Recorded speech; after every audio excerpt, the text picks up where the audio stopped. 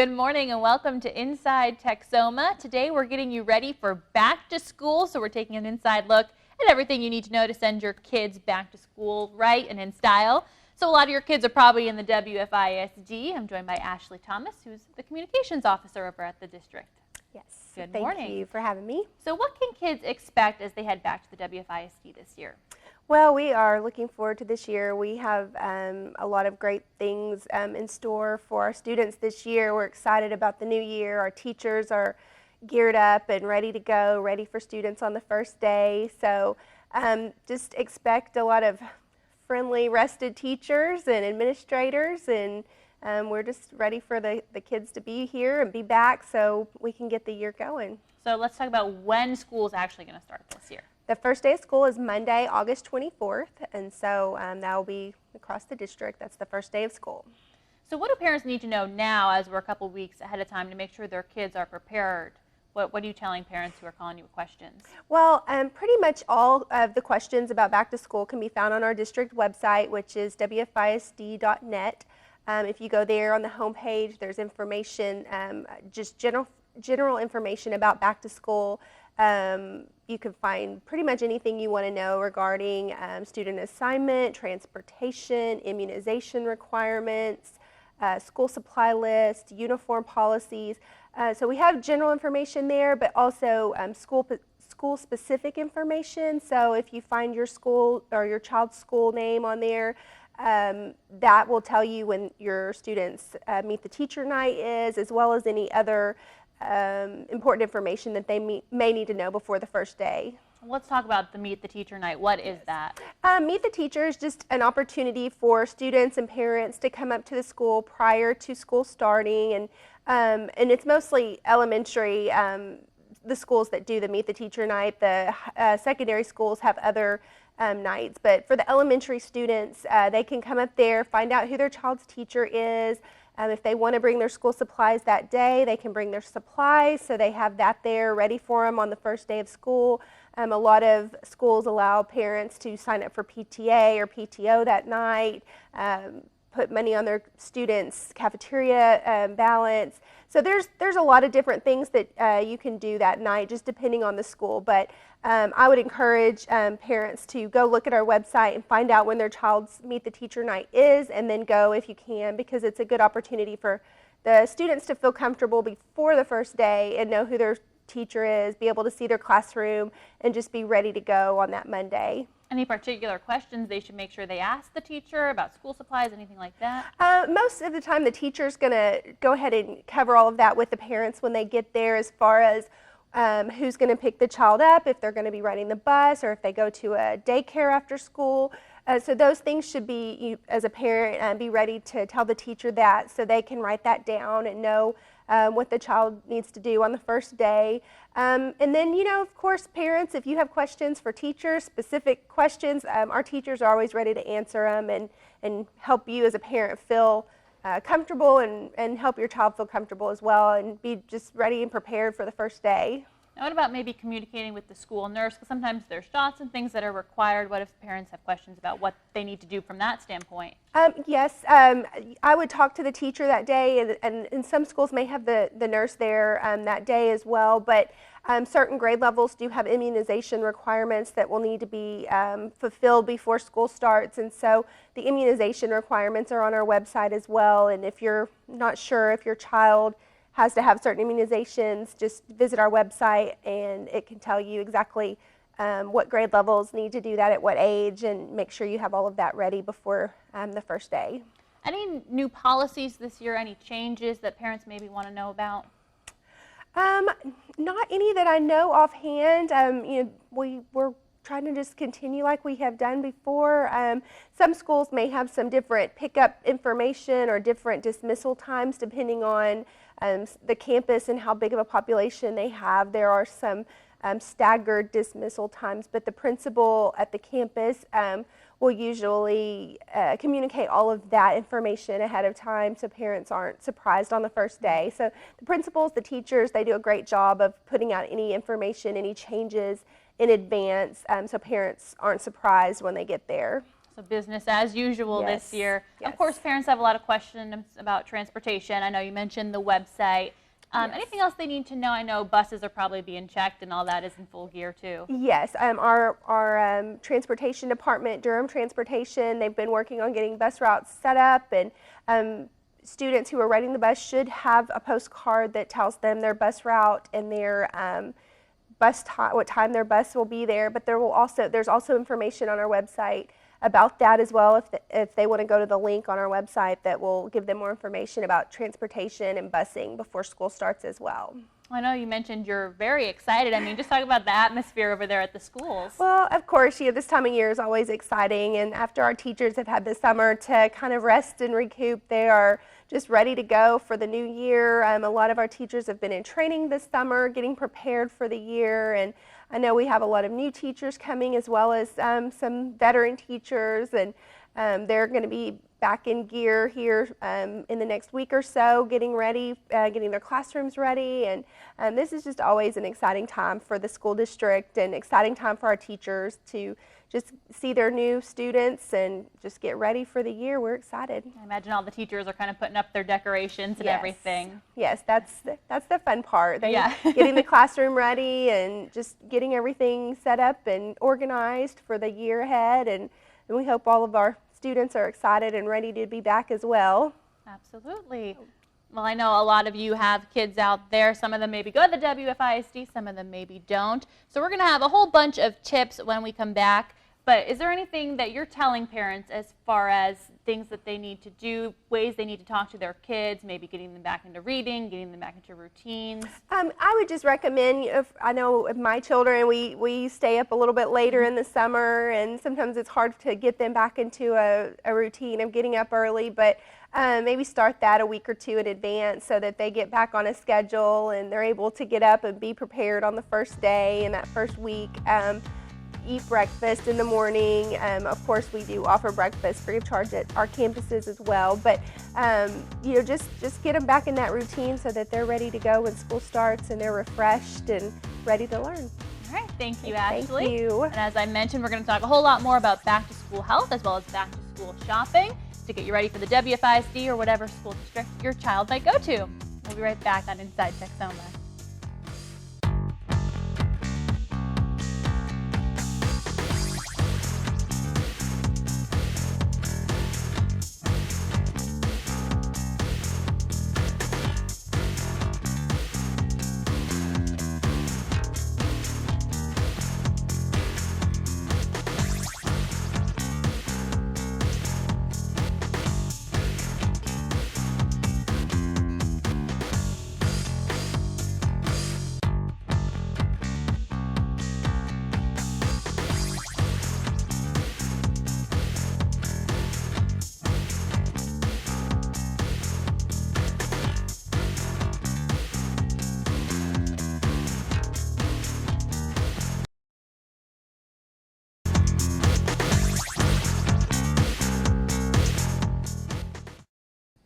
Good morning and welcome back to Inside Texoma. We're getting you ready for back to school, and that includes your kids' back to school health.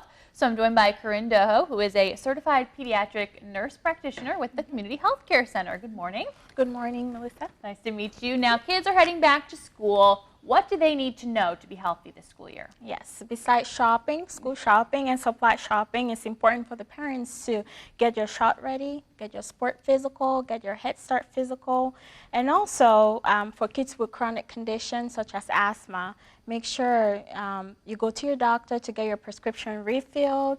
Also make sure that you get your prescription for the nurse. And for nutrition, it's important to think about packing your lunches. Think about kids that have allergies to foods. If they need EpiPens, those are very important. And of course, just getting them back in a routine of going back to school. Mm-hmm. So that would include like a sleeping routine. It will also include reading books, maybe also having them get up every morning, laying out your clothes, and making your lunch the night before and everything, et cetera, et cetera. Now, when do you start that routine? Because I've heard about, getting kids back into the bedtime routine. So how should you kind of go about that? When should you do it? At least 2 weeks before school start. And we have to keep in mind that kids need at least 8 hours of sleep every night. So if a kid was to wake up at 6 o'clock in the morning, they have to be winding down about 9:30 and actually be in bed by 10. And please take away the electronics because they can be on it. And now you should be getting them up around the same time. You probably wouldn't wake them up around 6, but maybe 7 or 8? Yeah, that's absolutely fine, depending on the bus schedule, but it's important for them to go to bed at the same time and wake up at the same time every morning. And now what about once they get back to school? I imagine parents want to have that conversation with kids about staying healthy kind of when they're away from them, when they're at school. How do they do that? Well, the first thing I recommend is eating breakfast every morning. That is very important, even if it's just a slide of bread with peanut butter or jelly on it, very important. Also, packing your lunches is another thing, the night before, not the day of school. Okay. Another thing that I recommend is teaching your kids to read labels and having them just choose healthy foods. Think green. So whether it's vegetables, whether it's fruits. Also, they can visit myplate.org. It's a great website to know what kind of food your kids can eat at what age. And what about exercise, because a lot of kids have recess, so talking to them about what they should be doing during recess, maybe? Exactly. Very, very important. Even if the school doesn't have a period for recess, it's important for the kids to be up walking either before school or after school as well. Okay, now I know you mentioned earlier about the back to school kind of checkup, physical. Tell us a little bit more about that and kind of how parents should get that together. Yes, the Community Healthcare Center is offering free sport physical all the way to the school year. So they're more than welcome to come there. Not only having sport physical, but Texas Health Step Checkup is very important. Also, not only vision, but also dental checkups. So to make sure that if they have problems with seeing, they can get your glasses in. And again, those are very important before school starts. Probably even hearing as well, right? I remember them doing those tests. Definitely. Now, what about kids who maybe have some anxiety or a little bit stressed out because they just had too much fun this summer, they don't want to go back to school? Yes, if you're thinking about new school, new teacher, new environment, that definitely can bring upon anxieties. So I really recommend the parents to meet the teachers, meet other parents, so attend the parent-teacher conferences. There is a school counselor. A lot of times people are not aware that they're available to talk to the kids if they're dealing with some sort of anxiety. And of course, if it's something that cannot be managed with that, they're always welcome to go to their primary care provider for that. And I imagine as the parent just kind of telling them, it's going to be okay, school's going to be fun. I mean, kind of having that conversation with them. Definitely. Now, when they get to school, do parents need to talk to their kids about certain maybe health hazards? I know kids catch a lot of cold and flu germs. Yes. How are they going to keep themselves safe? Yes, 2 things, health promotion, disease prevention. If we always have that in the back of our mind, that'll be very important. Hand washing, hand washing, hand washing. I can't emphasize that enough. Okay, so parents need to think ahead. Think about my kid will be going to school. Think about head lice. Think about cold medicine. Think about maybe even the weather. How would that affect my kids? So parents have to think ahead and how they can prevent all of these diseases. So and do their part, of course. And then what about things like maybe making sure their backpack's not too heavy, because that can strain the back, right? Definitely, definitely. That's very important as well. So, and that goes along with the sport physical. We talk about that a lot with the sport physicals. Okay, good. To make sure that, you have the correct, no more than 20 pounds when it comes to backpacks. And it's better to even have a backpack on wheels instead of having it carried it on the back, or even having a backpack that has 2 strands instead of having like a one-hand backpack. So. Good. Well, I know you brought a little checklist with you. We might have already covered a lot of it, but let's see what's on your back-to-school checklist. Yes, and really this checklist actually goes as far as 2 months before school starts to the day off. So it's pretty much everything I've been talking about, and maybe the day I'll touch on the night before, preparing your lunches, your snacks, and having all of your school supply, laying out your clothes before school, setting your alarm clock. So this is really good, readily available. And where could somebody find this? On Community Healthcare Center or just Google it? Yes, you can Google it. Yeah. Or we can have it posted on our website, definitely. Okay. Yeah, help you. Well, is there anything else people need to know just to make sure that their kids are going back to a healthy and safe environment? No, that's pretty much it. Okay. I think we covered the bases. All right. Well, thank you so much. I appreciate it. Hopefully you feel a little bit better about getting your kids back to school safely. Thank you, Corinne. No problem. And we'll be right back with some tips on how you can save money and stay on a budget when you're back to school shopping. We'll be right back.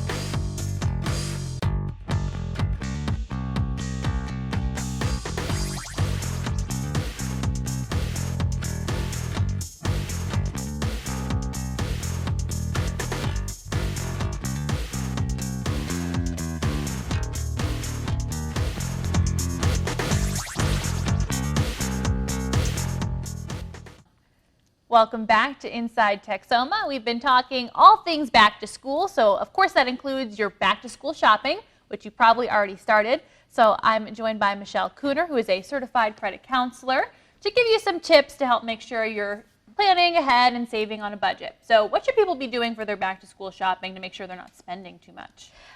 First, grab the list. Grab your shopping list or the school supply list and see what you already have sitting around the house. On average, a person spends about $100 per student. You can really shave off those costs by seeing what's already in your closet or possibly what you can pick up at a thrift stop or a thrift shop. Go ahead, mark those items off. You can, by adding just maybe some washi tape, paint, a little bit of bling to a backpack, you can knock off 30, 40, 50 bucks off your budget.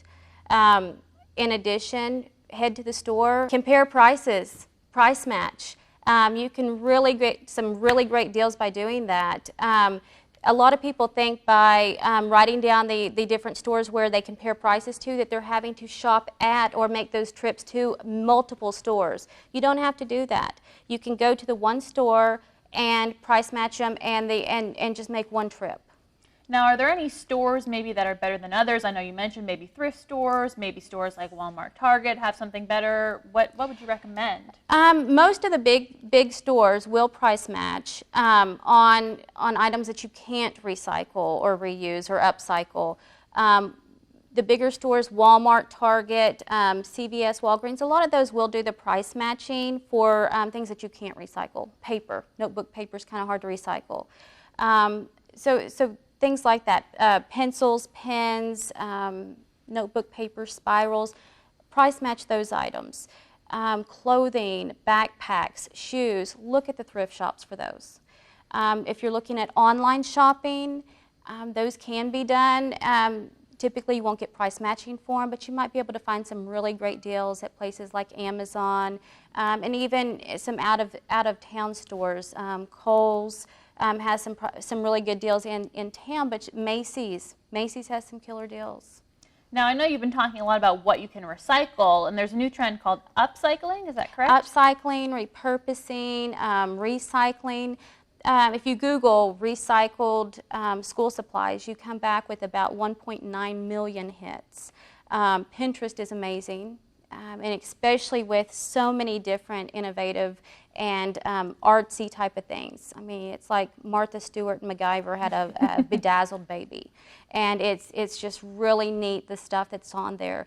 One of the things that I was amazed about was a Ziploc with the slide, and they just took washi tape and made it into a pencil case. Oh, wow. And it was so cheap. Or a used cereal box or a soda box and making it into a pencil case. So really some really neat, cheap things that not only is fun but very cost effective. I was going to say, good way to get the kids involved too, have a little fun family activity. Absolutely. And not just the kids. I mean, you can get neighboring kids involved. It could be a project for everyone.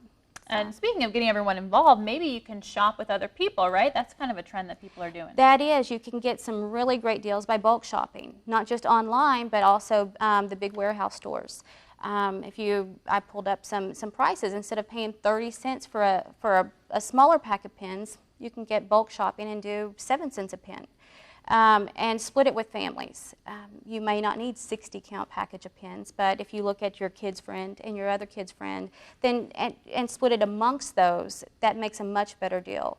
And you don't have to get designer pens. Use that washi tape that you have sitting around and design up your own pens.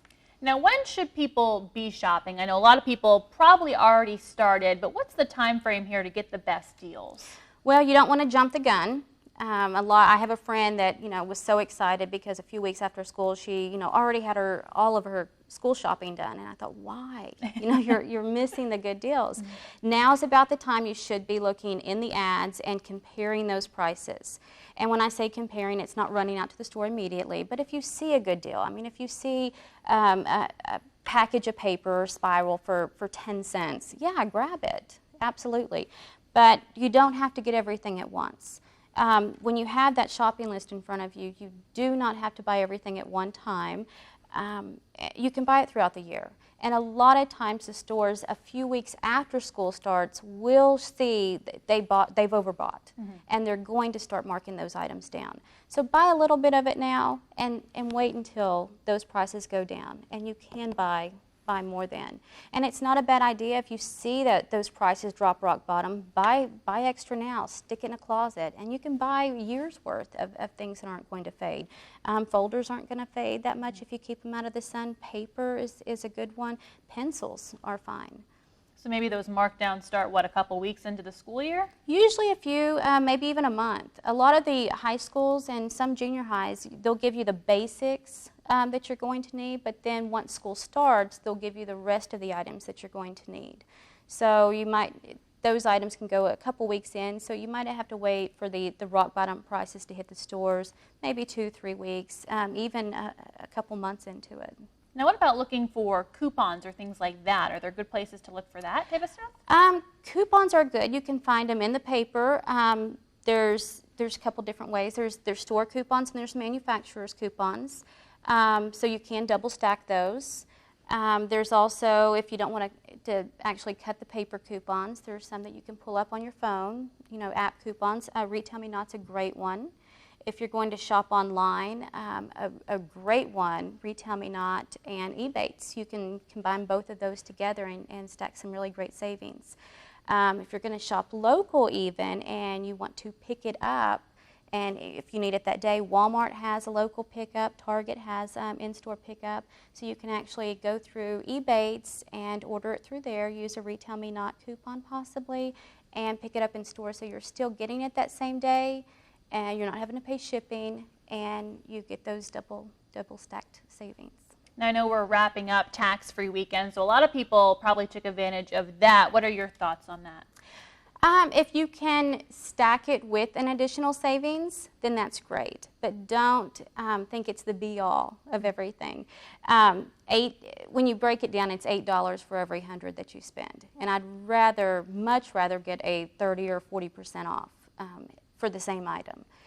But if you can stack that tax-free savings on top of an additional 30, 40, 50% off, great, do it.